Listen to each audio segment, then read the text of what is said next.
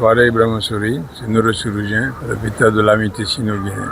L'hydrocéphalie, simplement définie, c'est l'excès d'eau dans la tête, qui concerne surtout les enfants, mais qui peut arriver aussi sur les personnes adultes ou âgées.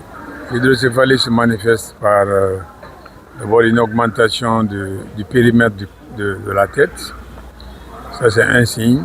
Un autre signe, c'est l'absence de battement de la fontanelle antérieure, cette fenêtre qui est sur notre tête en avant.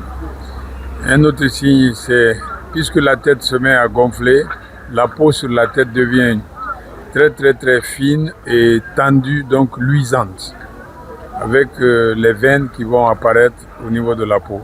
C'est aussi un signe. Ensuite, c'est un trouble de comportement. L'enfant se met à pleurer incessamment, sans cause apparente. C'est pas parce qu'il a faim, c'est pas parce qu'il s'est mouillé, ou bien il a mal, on l'a blessé, non. Donc l'enfant se met à pleurer de façon continue.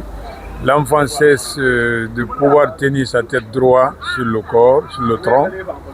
L'enfant, soit s'il a commencé à marcher, il commence à avoir des difficultés pour marcher, il tombe même avec ses copains d'âge, soit voulant courir, soit même la marche devient instable. Donc voilà quelques signes qui doivent alerter les mamans pour s'adresser, ne serait-ce qu'au premier moment, à un pédiatre, un médecin qui s'occupe de la santé des enfants, avant de venir vers le neurochirurgien. Le message qu'il faut véhiculer, c'est que si la tête de l'enfant commence à augmenter, c'est-à-dire que si l'hydrocéphalie commence à s'installer, il faudrait que les mamans sachent d'abord que plus tôt elles vont partir à l'hôpital avec cet enfant, plus grande est la chance de pouvoir soigner l'enfant et que l'enfant recouvre pleinement sa santé.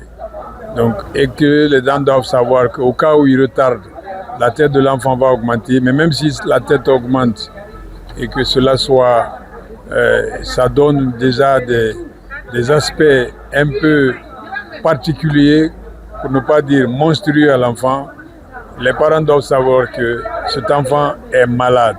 Il n'est pas un diable, il n'est pas un djinn, c'est une personne comme nous, mais qui souffre d'une maladie.